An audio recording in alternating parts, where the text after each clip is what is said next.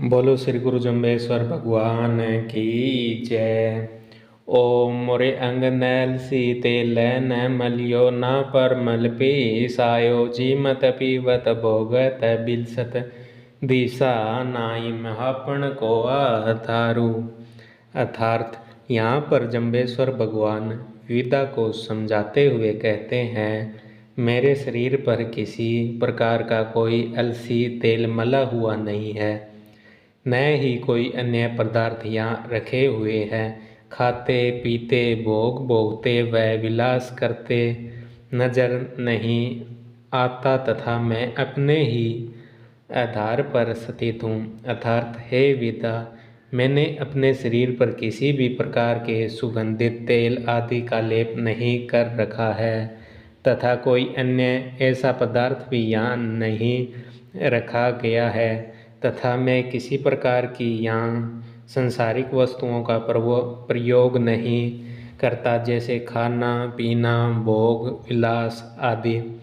इसलिए मेरे शरीर से सुगंधी आती है, क्योंकि मैं सवे अपने आप में ही आधार हूँ। 68 तीरथ हृदय भीतर बाहर लोका, चारू नानिर मोटे जिया जूणी, हेती सांस फुरंतर सारूं। अर्थ 68 तीर्थों का वास तो हृदय में है, बाहर तो सिर्फ लोकाचार ही है। छोटी मोटी जो ये जिया जूनी है योनियाँ, इनकी संभाल केवल क्षण मात्र में करता हूँ।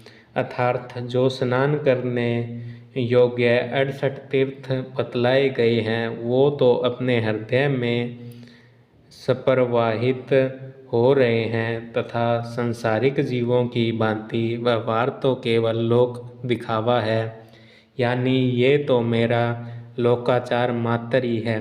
बासंदर क्यों एक भैणी जे जी के पवन पीराणो। अर्थ, जब गुरु महाराज ने लख 84 जिया जूनी को संभालने की बात क्षण भर की कही तो विदा क्रोधित हो उठा। तब गुरुजी ने ये उपर्युक्त पंक्ति बोली, प्रतीत होती है यदि ऐसा न होता तो गुरुजी ये शब्द यहीं समाप्त कर देते, क्योंकि जैसे पिक्चर का अंत होता है उसी प्रकार इस शब्द का उपर्युक्त पंक्ति से पहले अंत प्रतीत होता। परंतु जब विदा जी ने कुछ क्रोध करके गुरुजी को बीच में कुछ न कुछ अवश्य कहा है, तब गुरुजी ने उपर्युक्त पंक्ति से शुरू करके इस शब्द के अंत तक उसे चेतावनी रूपी पंक्तियाँ कही मालूम पड़ती है, जैसा कि इन पंक्तियों का भावार्थ निकलता है। अग्नि का प्रज्वलन वायु रूप प्राण से होता है, अर्थात अग्नि के प्राण वायु ही है। जैसे वायु के बगैर अग्नि नहीं जलती, इसी प्रकार ये शरीर भी वायु रूपी प्राण के बगैर नहीं चल सकता। इसलिए क्रोध रूपी अग्नि को बढ़ावा मत दे। आलासु का मेले नाही जिदिस कर रे मुहाणो। अर्थ, अग्नि प्रज्वलित होकर जिधर मुँह करती है, गीली सूखी सभी वस्तुओं को जला देती है। अर्थात अग्नि प्रज्वलित होकर जिधर चल पड़ती है तो उस दिशा में हर प्रकार की वनस्पति व अन्य सब कुछ जलाकर राख कर देती है। इसी प्रकार क्रोध जब बढ़ जाता है तो अच्छा बुरा कुछ नहीं सोचता तथा मानव शून्य होकर दोनों पर ही बराबर अपराध कर देता है। अग्नि तथा क्रोध दोनों ही जिस तरफ बढ़ जाते हैं उधर तबाही मचा देते हैं। पापे गुने विहे नाही रेस करे रे साणो। अर्थ, गुस्से में गलत कार्य ही होंगे, जिस प्रकार पाप का गुनाह छिप नहीं सकता। अर्थात क्रोध में जब कोई भी क्रोधित हो जाता है तो वह प्राणी अपनी सोच शक्ति गवा बैठता है तथा वह अपने पंथ से भटक जाता है। वह कर्तव्य अकर्तव्य का विवेक भ्रष्ट हो जाता है। बहुली दोरे लावण हारू भावे जाने मैं जानूं। अर्थ, अग्नि का काम है जलाना, चाहे वो अनजाने में जली हो चाहे वो जलाई गई हो। अर्थात क्रोध से सभी प्रकार के दुर्गुण ही उत्पन्न होते हैं जो बार बार दुखों का ही कारण बनते हैं। चाहे क्रोध जानकर करे या अनजाने में करे, क्रोध तो क्रोध ही होता है जो दुखी तो करेगा ही। न तू सुर नर न तू शंकर न तू रावण राणो। अर्थ, न तो तू कोई देव है न तू शंकर है अथवा न ही कोई राजा या राव है। अर्थात तू भी एक साधारण मानव है, अपने आप को बड़ा महान मत समझ। काचे पिंड अकाज चलावे महा अधूर तय दाणो। अर्थ, तू इस नश्वर शरीर पर इतना इतराते हुए महादूतों व दानवों जैसा कार्य करता है। अर्थात तेरा ये शरीर कच्चे पिंड की तरह है जिस पर तू अभिमान करके पाप कर्म करता है, जो कि महादूतों व दानवों का कार्य है। मोरे छुरियन धारू लोहन सारू न है थियारू।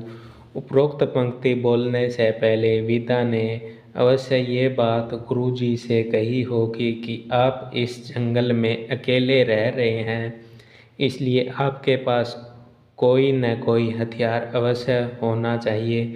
तब गुरुजी ने उपरोक्त तथा निम्र पंक्तियों द्वारा विदा जी की शंका को दूर किया। अर्थ, मैं किसी प्रकार का हथियार या लोहे आदि की छुरी आदि नहीं रखता।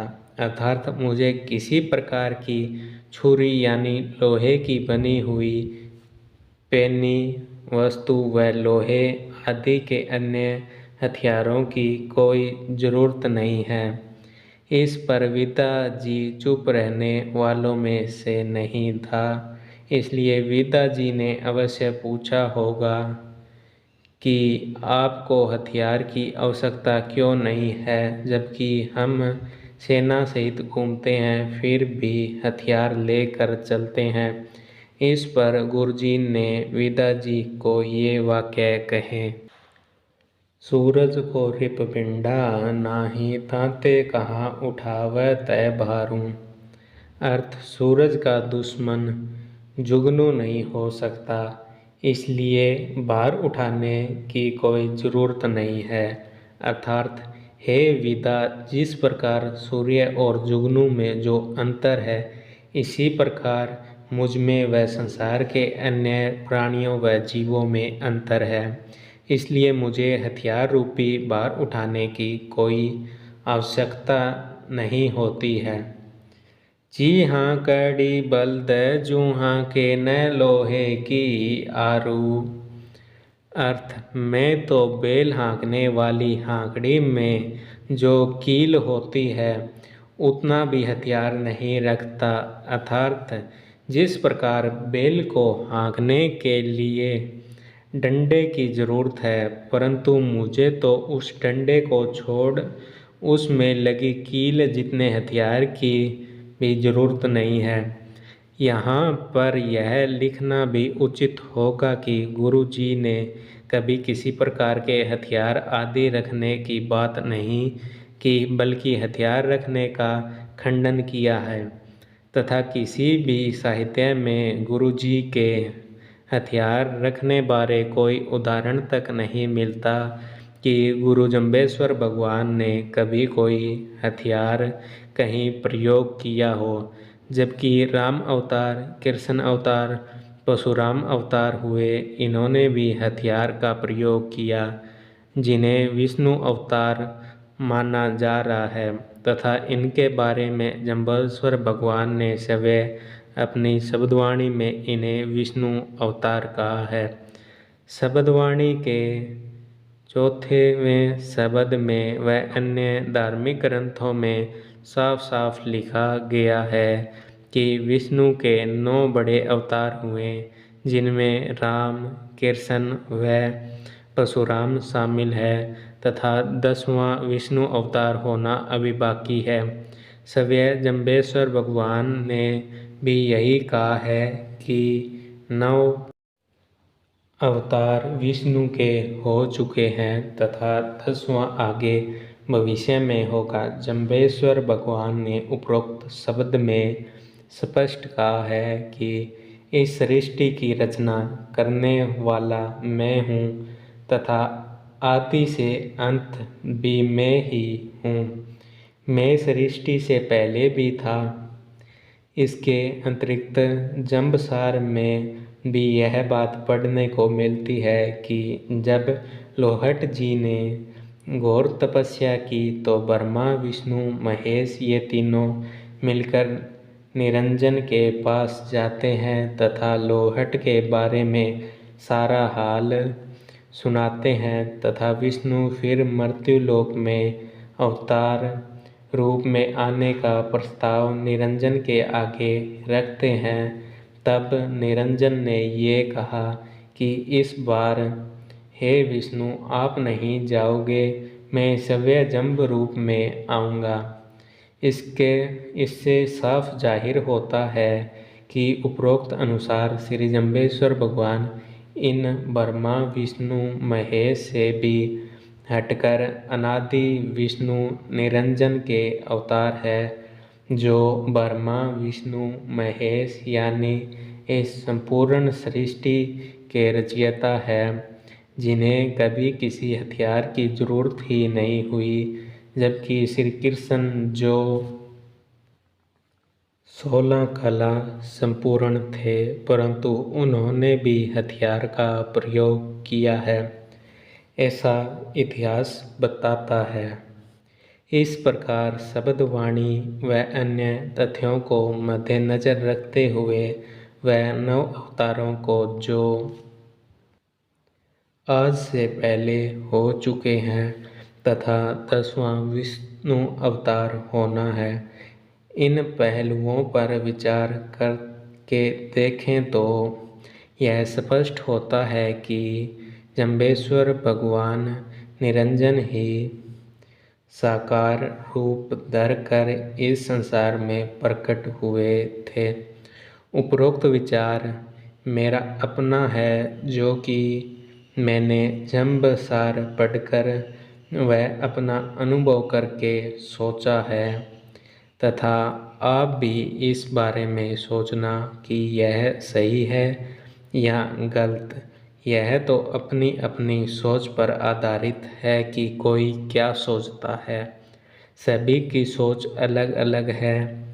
सोच सभी स्वतंत्र है, बशर्ते कि वह किसी को कोई हानि न पहुँचाए। मैं भी अपनी उपरोक्त सोच के बारे में भगवान से प्रार्थना करता हूँ कि मेरी इस सोच से किसी को कोई हानि न पहुँचे। फिर भी किसी भी मानव प्राणी को या किसी अन्य जीव को भी कोई हानि हुई हो तो मैं क्षमा चाहता हूँ। मेरा विचार किसी को ठेस पहुँचाने का नहीं, बल्कि हकीकत दर्शाने का है, जो कि मैंने जंबसार व शब्द वाणी पढ़कर तथा अपने इतिहास के सार के बारे में अनुभव करके ही अपना विचार आप तक पहुँचाया है। कान्हा पुत्र उद्धव ने अपनी शंका समाधान के लिए फिर पूछा कि हे देव, आप बातें तो बहुत ऊंची ऊंची बता रहे हैं, जैसे कि आपने कोई वर्षों तक विद्याध्ययन किया हो, पर आपकी आयु तो बहुत छोटी दिखाई पड़ती है। आपकी आयु कितनी है? इस पर श्री गुरु जम्बेश्वर जी ने उत्तर देते हुए यह चौथा शब्द उद्धव के प्रति बोलते हुए कहा कि मैं तुम्हें अपनी उम्र कितने वर्षों की बताऊं।